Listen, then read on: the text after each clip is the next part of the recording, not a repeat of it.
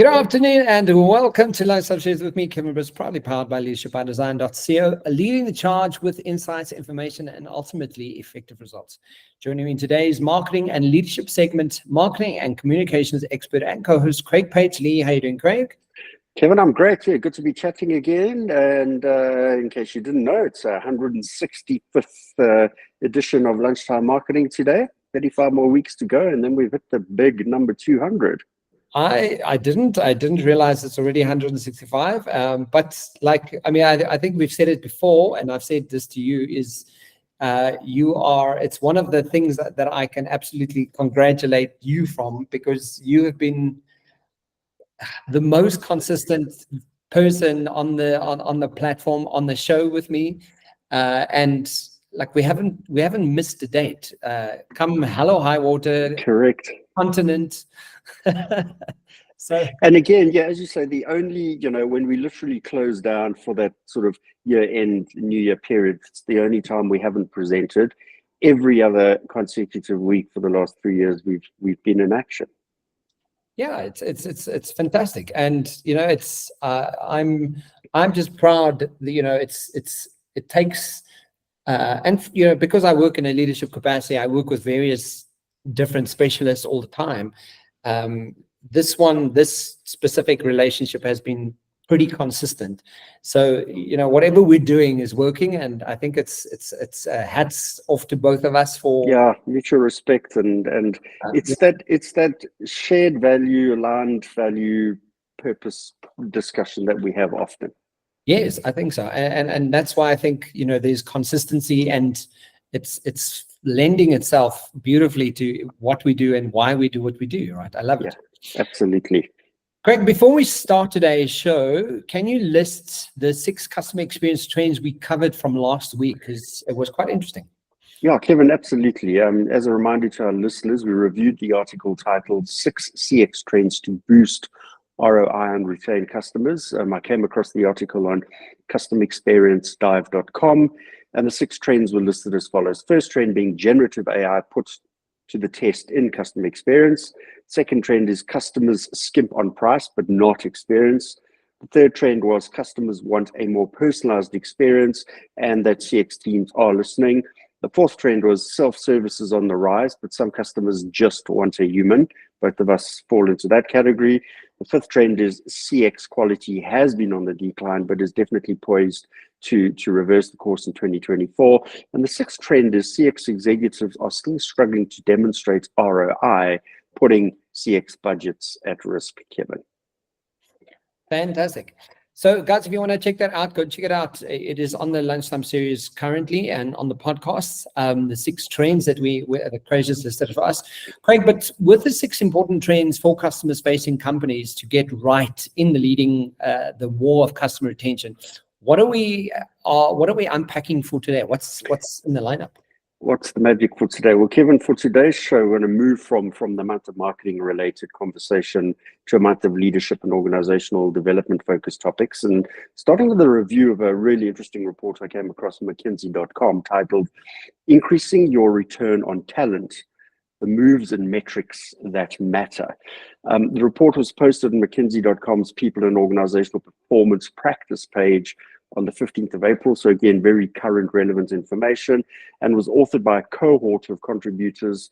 And please excuse me if I get some of these names wrong. Yes, the first being Vincent Berube, Ben Fogarty, Neil Gandhi, Rahul Matthew, Marino Mugaya Baldacci, and Charlotte Salia. Yeah, that's excuse the pronunciations there. There's a mouthful of yeah. So I mean, looking forward to hearing what the report reveals. This is always, it's my interesting kind of. Yes, and I hope we can have some nice, good dialogue in the conversation today. So Kevin, the report notes that there are 5 actions that can firstly transform an organization's talent system, helping it establish a culture of performance and inevitably lead to an enhanced employee experience. And the report opens with quite an interesting statement here, and it goes to the extent of every company understands how crucial return on investment is, but how many view return on talent the same way? Employees represent both an organization's largest investment and its deepest source of value. And I like that particular phrase. In a world where businesses are navigating economic uncertainty, rapid technological change, and upheaval in the working model, it's important that their talent systems emphasize both productivity and value creation. Having the right talent in the right roles and giving employees the support and opportunities they need to succeed is critical to achieving returns. Great. And I think that's, if we have to ask the question, what is a good recipe for a great podcast host, right? It's the return on talent. And you kind of go, or put these two guys together and see, will they succeed long term? And I think it's sort of prefaced this conversation today, because if you really look at, we have, as much as we have very diverse and very opposite sort of positions that we currently work in, there is an absolute fundament and foundational approach that we do have to the show, for example. And I think, this is a microcosm of what great businesses do. They look at, what are the talents that are there, and how do we cultivate that enough and find that foundation and that value system that still speaks to the vision of what it is we want to, put out there. So I love the fact that we even touching on this conversation, because we're getting it right. Thanks, Kevin. Absolutely. But again, I really love some of the points that came to the fore there in terms of employees represent both an organization's largest investment and its deepest source of value.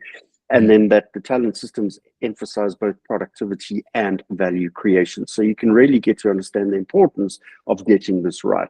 But another standout point, which we've definitely mentioned more than once in various conversations around this topic, Kevin, is that the research indicates that companies that put talent at the center of their business strategy realize higher total shareholder return than their competitors. And really the beauty about this particular article is that I think it will be quite easy for our listeners to get to apply some of these metrics in the organizations that we're going to discuss today, Kevin.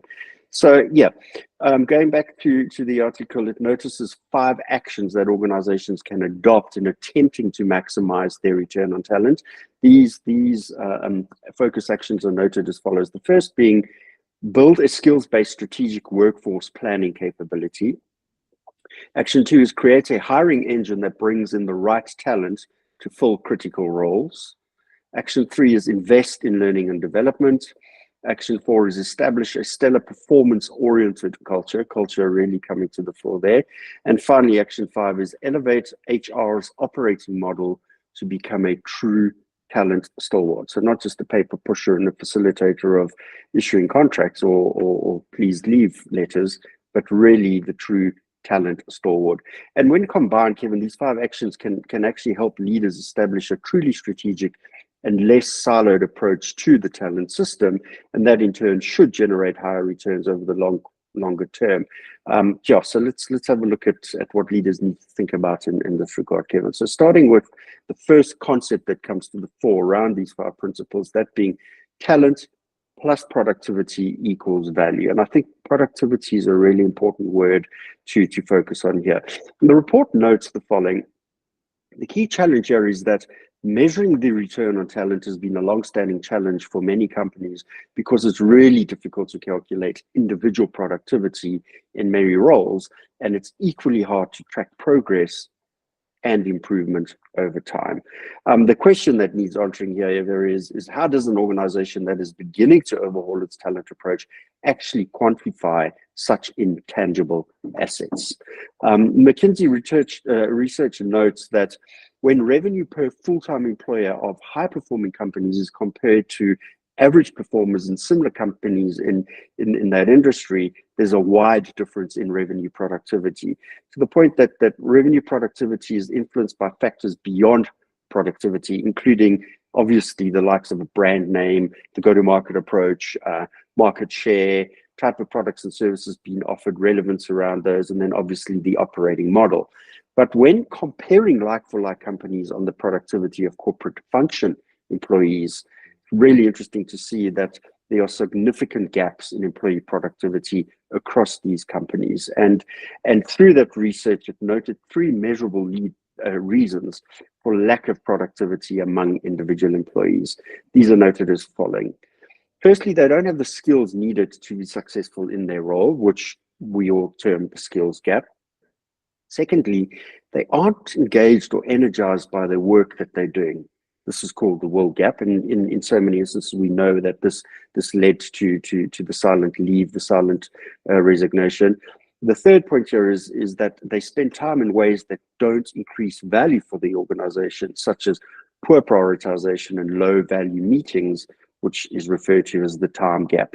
And all three of these are root causes of productivity loss. And in many instances, Kevin, they actually remain invisible to the organization's leaders. So with those three positioned, what do you have for leaders in the work that you do? What tips do you have to overcome these particular challenges, Kevin? Craig, so I think one of the I love that you actually, that these are the three main sort of criteria that we are going by, because it's one of the things that we're currently working on in the coaches program that we're rolling out for one of the clients is what constitutes a high performance team, right? How do you sort of measure that? How do you recognize that? And what we've done is we've literally gone and looked at, in a sales environment, because we're currently working in a very large sales environment, is what are some of the KPIs that you are measuring in that environment? Second to that, so that would be a core competence, and that ties right into the skills gap, right? Second part that we are focused on is the will, and this is the intangible, right? So the intangible, as it's mentioning there, you can't really grab hold of the intangible. You don't really know, but you can pick up on behaviors, right? So behaviors like absenteeism, behaviors like am I willing to engage? What is the energy that I'm bringing to the team environment? How is my creativity and my critical skills, thinking processes like reinforcing where the team's sort of managing forward?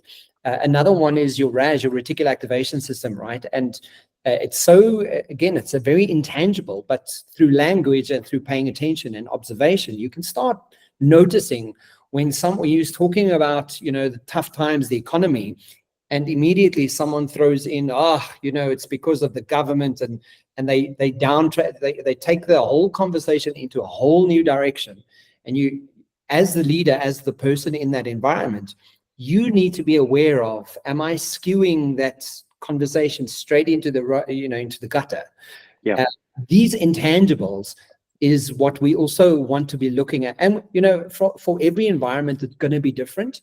But essentially, as the leader for that environment, you want to be able to measure according to you for that team. And that could be a team's discussion. So we are looking at absenteeism. We're looking at your attitude. We're looking at your creativity skills and what it is you're bringing to the team. So it's an intangible, but the willingness to be there, right?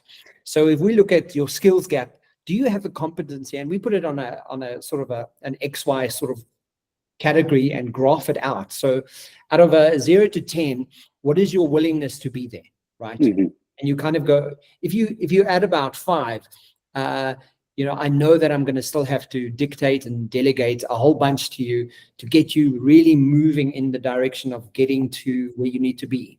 But you do that with your skills gap as well, right? And by putting a 0 to 10 on that, if you're below the 5, it's going to take a lot of upskilling. You've got to work with this person and.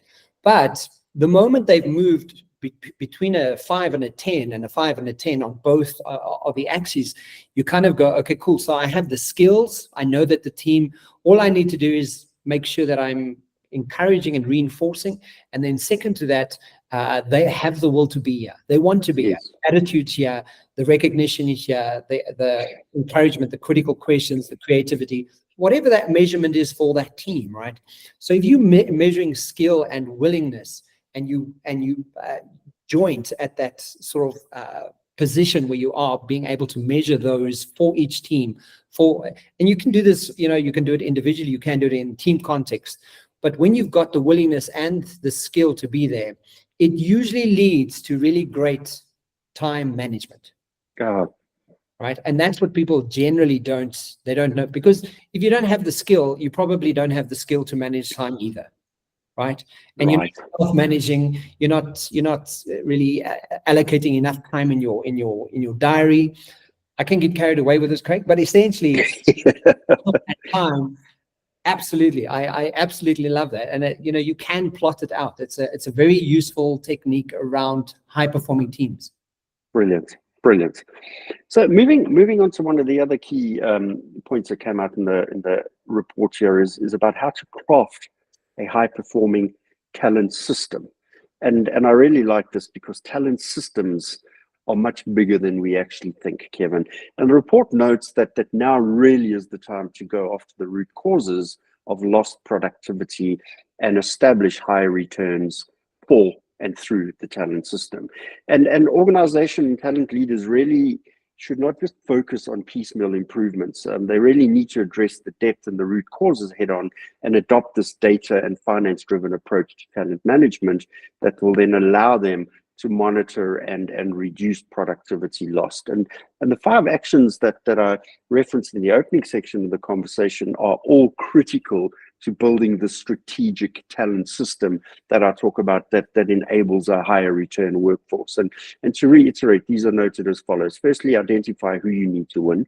Secondly, create that hiring engine for competent to compete for talent. Very important. Thirdly, is focus on learning and development programs on the highest return journeys.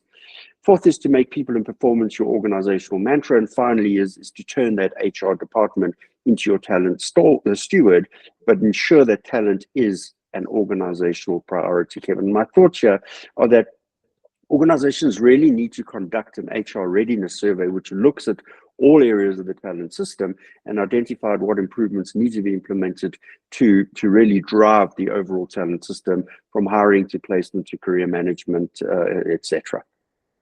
Craig, just to emphasize on that talent system, right? I love the fact that that's the phrase as well, because when you look at it, it's an integrated framework within the organization that's designed to attract, develop, retain, and utilize workforce effectively, right? So when you see it in that context and you really re-engineering and defining what the workforce talent system looks like, you can also rank that and rate that according to, does my system work, and how effective is the system?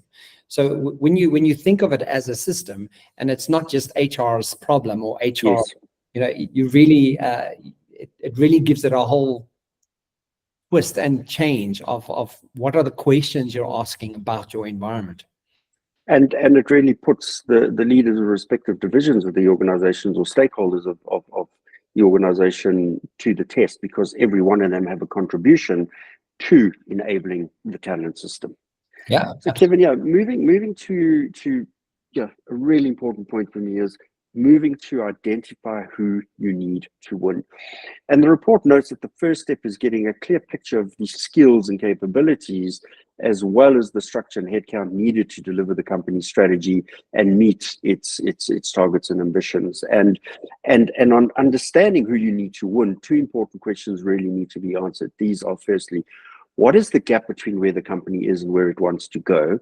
And secondly, what skills and capabilities are needed to get there at the greatest levels of productivity? Because remember, this all feeds back through productivity in the conversation.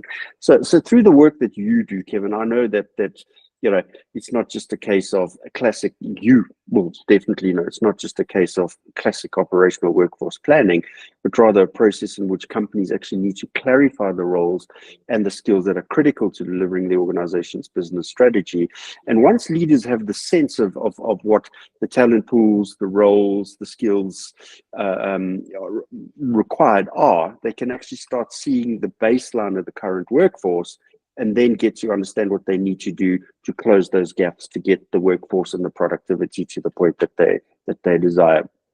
And what's important here is to match the best fit talent to the most critical roles in the organization. And the McKinsey research notes that individuals who are top performers in highly critical roles deliver, take note, up to 800% more productivity than average performers in the same role. 800%? Yes, it's unreal. Absolutely. 8 times more effective. Geez, yeah, but when you hear it in that context, Craig, and obviously there is some kind of measurement and some kind of research to substantiate that. But yeah, can you imagine? And I was just making a note of identifying who you need to win. Yes. Just that line. That's what business is about, right? If you're not actively involved with that processing, what that process looks like, and you're just doing a bit of a tick box exercise, you're not in the game of winning at all. You're just kind of, you just have a business, right? And Kevin, what that plays to for me is, you've heard me talk this statement many times, is about fitting people into the business and not the business around people. So when you understand who you need to win, you are fitting that best talent into the business. And inevitably, it's the most critical roles. And there must definitely be some kind of grading and weighting, because the most critical roles really have the highest impact, positively or negatively, on the business. And therefore, with the best talent in there, you probably are going to get that weighted factor upwards. And that's why you're seeing an 800% increase in performance through those particular roles. But the point that really stands out for me in this area, Kevin, in the area of talent development, is that leading companies are moving beyond the strategic approach to workforce planning that we've just mentioned, but rather integrating into the broader talent considerations that are critical to the productivity. But again, there's a key question that needs answering, and this question is where talent should be located from both the skills availability and an efficiency perspective. Again, technology can play an important role here, as the adoption of generative AI can make it much easier for organizations to actually to identify that current and expected skills gap based on dynamic market variables and changes. And technology can also help leaders build much clearer role and skill taxonomy, which, when combined with the skills that are necessary, the current organization can definitely start building a future-proof talent planning strategy. Craig, but and I think that's also why there's such a huge upturn around coaching in the world, is because what I'm seeing, from a coach's perspective, is that largely what coaches are doing is they're really working at an executive level to understand what fuels the fire of that executive, right? And essentially, when they're tapping into that passion and they have the clarity, that in itself ties to identifying the team who's going to get you to win, right? So when you look at 800%, I mean, that's insane when you think of the performance in itself. But when you consider when people have the passion and people are driven to do something, it's not impossible, because we're the only ones that's capping human ability in any case, and human intelligence. When you're tapping into, and as we mentioned, AI in itself, how AI could really support the ingenuity and the future of what work is going to be looking like. I mean, I remember sharing the link with you with I forget his name now, but essentially saying, not soon is AI going to be replacing, but rather enhance how yes we are. And again, that plays directly to that statement that spoke about understanding where talent should be located, both from a skills availability and efficiency perspective. So AI being able to highlight those areas, and therefore being able to adapt and adopt quicker to really start deploying talent in the right areas of the business to help improve employee performance. Absolutely. So Kevin, moving to another interesting point here, create a hiring engine to compete for talent. And we know, we picked up on the statement, the war for talent, in one of our previous conversations, and it really is a fundamentally important point for leaders to get right. And the report notes here that executive surveys consistently find that senior leaders worry about their ability to recruit highly talented people. And that really stood out for me in saying that there actually is an inherent problem in organizations when leaders are not able to understand, because they have a weak ability to be able to recruit highly talented people. And to overcome this reality, Kevin, companies really need to work towards some kind of innovative approach. And one of the things that is being adopted is the principle of creating talent win rooms.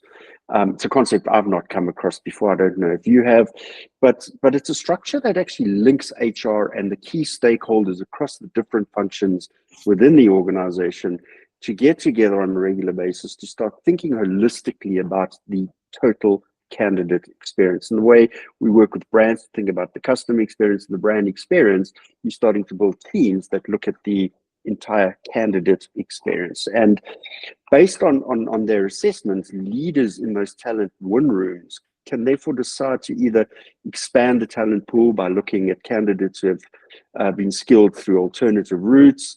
They can revise job descriptions, or they can actually really get under the skin and start streamlining the hiring process, Kevin. So, yeah, in terms of the concept of talent rooms, have you come across any organizations that deploy this proposition? Craig, interestingly enough, not in South Africa. So, okay. I'm aware of it, and I've heard people discuss this, and I've heard people mention it many a time. But what's interesting is there's currently already a theme. Working with some of the business schools, one of the themes that we look at is the areas of intelligences that we, as leaders, that we really need to start tapping into. And that speaks to EQ, IQ, FQ, so your financial quotient. One of the things that they do also mention, and that's where talent rooms is so important, because who are your go-to people, right? And how many people do you have on your WhatsApp group, on your phone, to kind of pick up the phone right now and say, I need some help, right? Yep. That speaks to one of the things that we also look at is your networking quotient, right? So talent rooms in itself is an unbelievably important factor when you look at succession planning, when you look at who are the people who could stand instead for people coming up the ranks. What is my leadership pipeline? What is the sort of strategic approach that you're taking to, looking at the growth of your company? All of these play a factor and really sort of support that the success of your business if there is a talent room. Yes. But if that's not even a consideration, that's definitely, and that's why I'm saying I haven't come across it in South Africa, but I'm aware that some organizations leverage on that and they work through it. And companies like Accenture, Anglo, I'm just thinking of some of the consulting firms, their talent rooms, they all, because they are so intertwined and they so constantly working together, they kind of share and use each other's resources all the time. But it requires an adept kind of leader to be able to be aware of that and to create their own talent room if need be. But it is a requirement.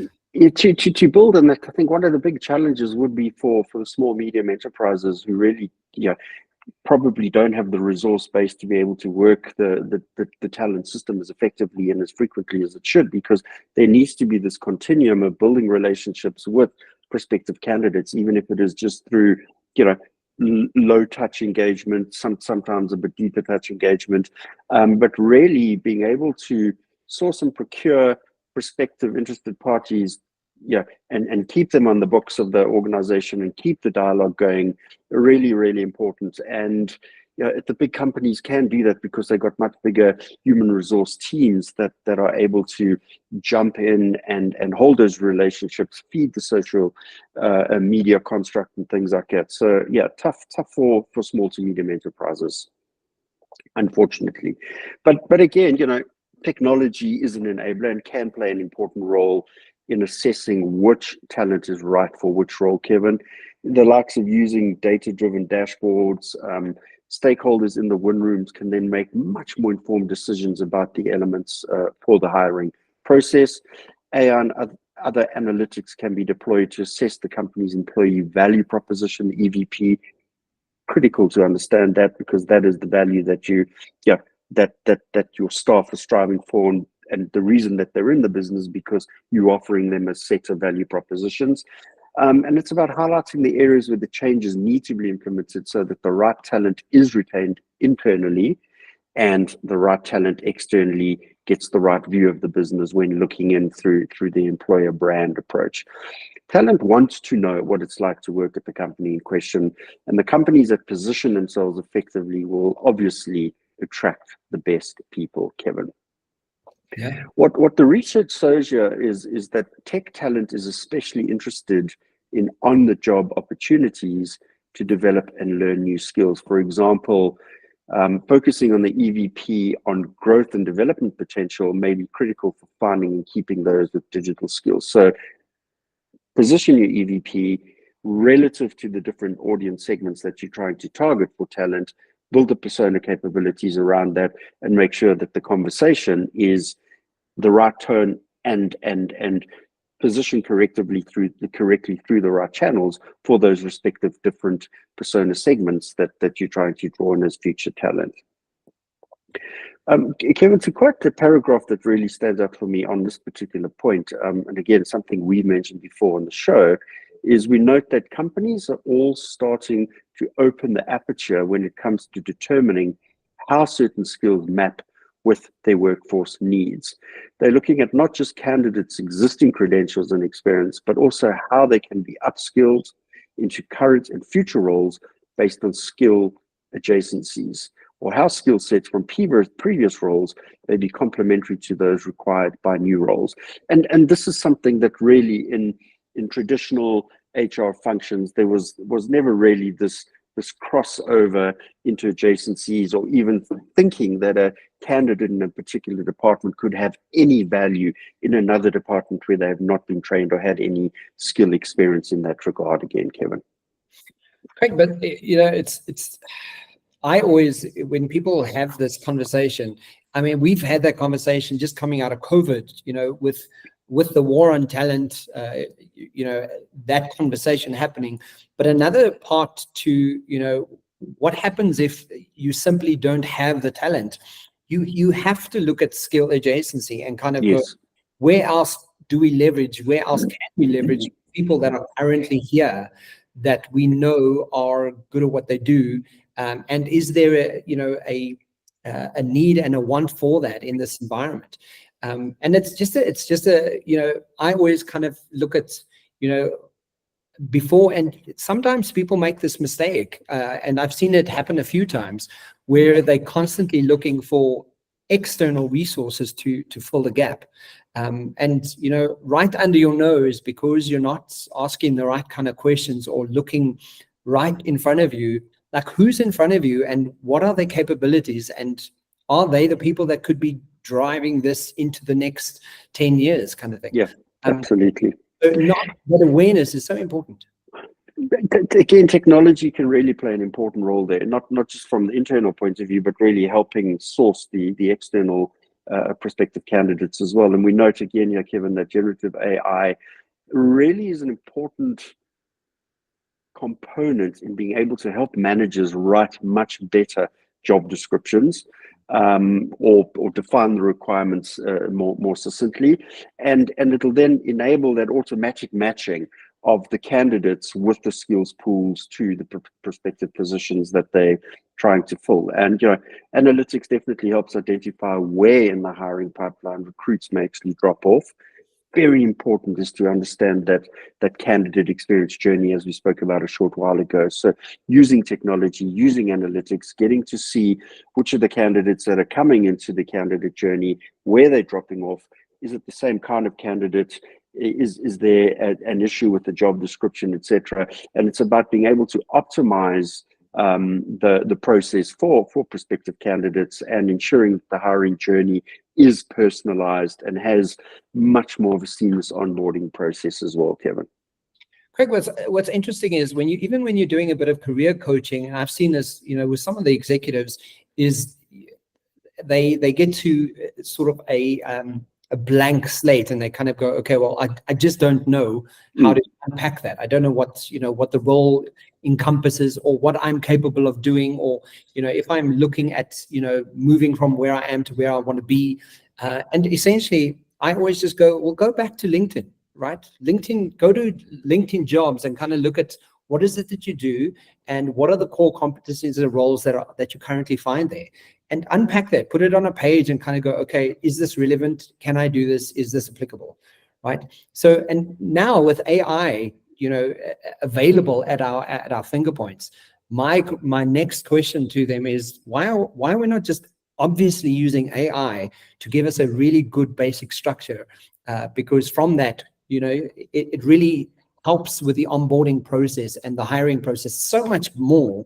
And not only will it help you define what that onboarding process may look like for a role, it will also give you a potential list of competencies that you are looking for, right?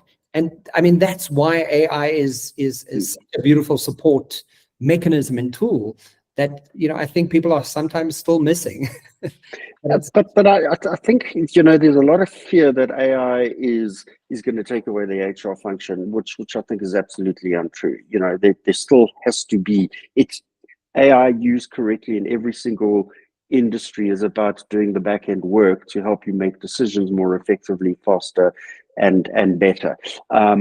So using it to bring the information to the fore that you can still be more effective in that personal engagement in the interview process and things like that. I don't believe that AI has the human connection capability at this point to actually host a conversation, to host an interview, and then make the recommendations on the back end. I think AI is a support mechanism with the human intervention, powerful tool. But I don't think AI is going to take over the HR role for a very long time, or in fact in any role. It's about being able to leverage it for the strength it has, and then bringing the human factor to the fore in each instance, Kevin. Absolutely. I agree, Craig, just to add to that, I think remember the conversation we had last week around AI and the marketing presentation, or the marketing approach in the last a few conversations we've had. It's that intention. Right. Yes. What is the intention at the end of the day? And the HR person has to still connect the human intention behind what is right for this environment. And that's critical. So on intention, I want to keep the last 3 action points from this article for next week's conversation, because there's still quite a lot to get through in terms of unpacking those 3 points. But I just want to reference, or at least label, what the 3 points are for next week. So we're going to look at focused learning and development programs on the highest return journeys, make people and performance your organizational mantra, and turning HR into that talent steward. So some really nice in-depth pieces to come to support those 3 particular concepts for next week's conversation. Fantastic. I love it. Guys, so if you are keen on joining us, it's going to happen every Thursday. And I love this conversation, the importance of talent, and how we can create a hiring engine to compete for the talent. I love that. Yeah. But Craig, just for the quote of the day, I've called my AI Max, and Max has given us a bit of an overview of what we've been talking about. And Max's quote for today is effective talent management requires a proactive approach where leaders are not only identify and develop potential, but also strategically align their workforce to meet future challenges. Yes. Through structured talent rooms, organizations gain a holistic view of their pool and ensuring continuous growth and readiness for leadership transition. So that quote's a lovely summary and précis of the conversation we've had, actually. Absolutely. Guys, fantastic. Join us.